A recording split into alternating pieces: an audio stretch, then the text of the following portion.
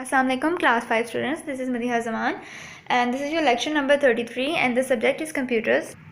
Today we will continue our reading from page number 33 and the topic that we were discussing in the last our lecture was the generations of computers. Generation of computers के बारे में हम बात कर रहे थे जिसमें हमने फर्स्ट, सेकंड और थर्ड जनरेशन कंप्यूटर की एग्जांपल्स पढ़ी, इनके फीचर्स पढ़े और टेक्नोलॉजी हमने पढ़ी कि इसमें क्या यूज़ होती थी।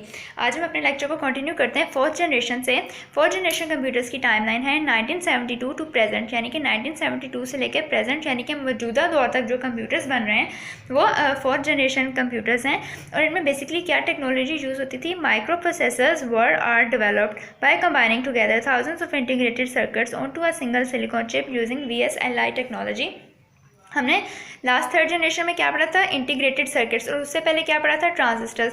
जब ज़्यादा ट्रांजिस्टर्स को कंबाइन करके एक चिप पे लगाया गया तो इंटीग्रेटेड सर्किट बन गया। इसी तरह जब नेक्स्ट जनरेशन आई तो ज़्यादा सारे इंटीग्रेटेड सर्किट्स को जब कंबाइन करके एक अनदर सिलिकॉन चिप पे एम्बेड किया गया या इंस्टॉल किया गया तो क्या बन गए? Micro processors.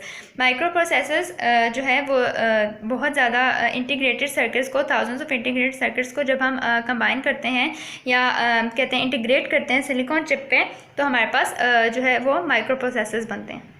इन कंप्यूटर की एग्जांपल्स क्या हैं? Desktop computers, Apple Macintosh and IBM PC। ठीक है, डेस्कटॉप कंप्यूटर्स जो हमारे पीसीज जिनको हम कहते हैं एप्पल मैकिन्टॉश और IBM के PC जो हैं वो इसकी एग्जांपल्स हैं। नेक्स्ट हमारे पास इन कंप्यूटर के फीचर्स क्या हैं? They are smaller, energy efficient, more reliable than the earlier generation of computer and their storage capacity is very large.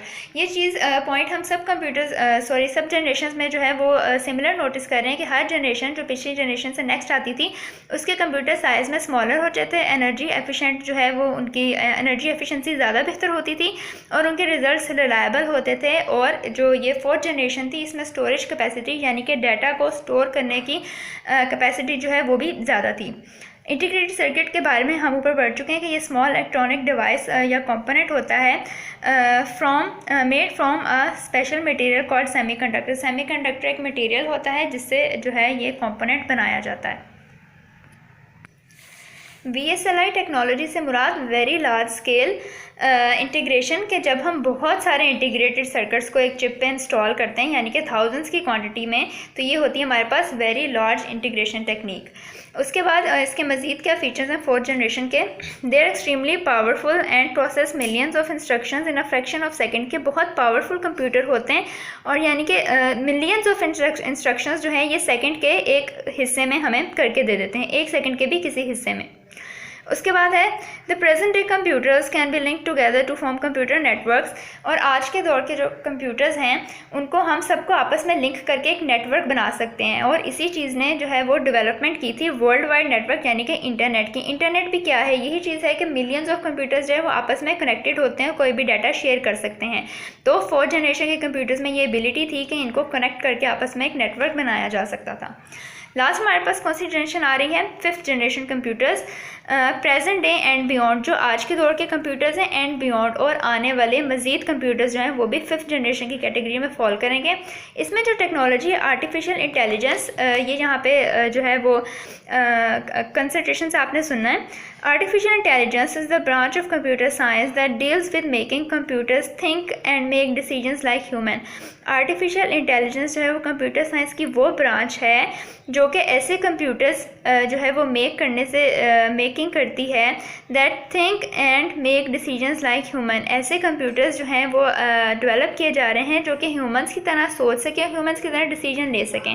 Basically हमने कंप्यूटर्स के बारे में यही बात पढ़ी हुई है कि कंप्यूटर्स का अपना कोई दिमाग नहीं होता, ना वो कुछ सोच सकते हैं ना वो कोई डिसीजन लेते हैं, वो वही काम करते हैं जो हम उन्हें बताते हैं। जबकि फिफ्थ जनरेशन में ऐसी टेक्नोलॉजी जो है वो इन्वेंट की जा रही है कि कंप्यूटर्स खुद से सोचें और ख़ुद से डिसीजंस लें, फैसले करें जैसे कि ह्यूमंस करते हैं। और इसकी सबसे कॉमन और बड़ी एग्जांपल हमारे पास क्या है? रोबोटिक्स।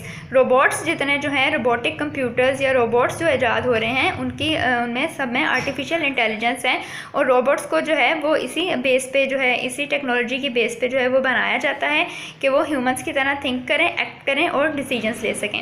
नेक्स्ट इसके हमारे पास क्या क्या फीचर्स हैं? These computers are still in the developmental stage. सबसे पहली बात तो ये कि ये कंप्यूटर्स अभी फुली डेवलप नहीं हैं, अभी भी रोबोट्स पे काम जो है वो जारी है। The fifth generation computers will have the power of human intelligence and reasoning. Fifth generation computers के पास क्या पावर होगी कि वह ह्यूमंस की तरह उनमें इंटेलिजेंस होगी एंड रीजनिंग। और रीजनिंग बेसिकली कहते हैं कि किसी बात को लॉजिकल वे में सोचना। कंप्यूटर्स ऐसा नहीं कर सकते, लेकिन अगर जो फिफ्थ जनरेशन के जो कंप्यूटर्स उनमें ये फीचर रखा जाएगा कि वो लॉजिक्स को इस्तेमाल करते हुए चीज़ों के बारे में सोच सकें, थिंकिंग कर सकें। लास्ट क्या फीचर है? The advantage of generation of computers will be that they will be able to understand natural language spoken words. जो नेचुरल लैंग्वेज हमारी होती है, जो हम स्पोकन वर्ड्स बोलते हैं, वो उनको भी अंडरस्टैंड करने के काबिल होंगे and will be able to respond to their surroundings using different type of sensors. और उनमें सेंसर्स लगाए जाएंगे और उनके सराउंडिंग्स में जो भी सिचुएशंस हो रही होंगी, जो भी बात हो रही होंगी, वो उसको भी रिस्पॉन्ड किया करेंगे। यहाँ पे हमारे पास दो कीवर्ड्स हैं, वेरी लार्ज स्केल इंटीग्रेशन, जिसको हमने रीडिंग के दौरान पढ़ा था फोर्थ जनरेशन में, कि ये एक ऐसी टेक्निक है जिसमें थाउजेंड्स ऑफ इंटीग्रेटेड सर्किट्स को जो है वो कंबाइन करके एक ही चिप के ऊपर जो है वो डेवलप करके माइक्रो प्रोसेसर जो है वो बनाए जाते हैं। नीचे है आर्टिफिशियल इंटेलिजेंस। इसको हमने फिफ्थ जनरेशन में पढ़ा है कि ये इस तरह की कंप्यूटर साइंस की ब्रांच है जिसमें इस तरह के कंप्यूटर्स बनाए जाते हैं जो कि ह्यूमंस की तरह सोच सकें और डिसीजन मेकिंग कर सकें। आज की रीडिंग को हम यहीं पे कंक्लूड करेंगे। उसके बाद जो नोट्स में आज का हमारा क्वेश्चन है, क्वेश्चन नंबर 2, जिसमें हमने वन सिमिलैरिटी बतानी है between second generation computers and fourth generation computers. Second और फोर्थ जनरेशन के कंप्यूटर्स के दरमियान कोई एक चीज़ जो सिमिलर है वो ये कि they were smaller and faster as compared to first generation. Second generation के कंप्यूटर हैं वो फर्स्ट जनरेशन के मुकाबले में स्मॉलर भी थे, साइज में छोटे थे, और फास्टर भी थे और तेज़ भी थे, क्योंकि उनमें माइक्रो प्रोसेसर की टेक्नोलॉजी यूज़ हो रही थी। उसके बाद फोर्थ जनरेशन के कंप्यूटर जो हैं वो भी अपनी थर्ड जनरेशन के मुकाबले में एनर्जी एफिशिएंट थे, यानी कि एफिशिएंटली एनर्जी जो है वो कंज्यूम करते थे, और मोर रिलायबल और देन अर्लियर, और इनके रिजल्ट ज़्यादा कंसिस्टेंट और रिलायबल थे। हर नेक्स्ट आने वाली जनरेशन जो है वो अपनी पिछली जनरेशन से फास्टर होती है, स्मॉलर होती है और मोर एफिशिएंट होती है। This is all for today. अल्लाह हाफ़िज़।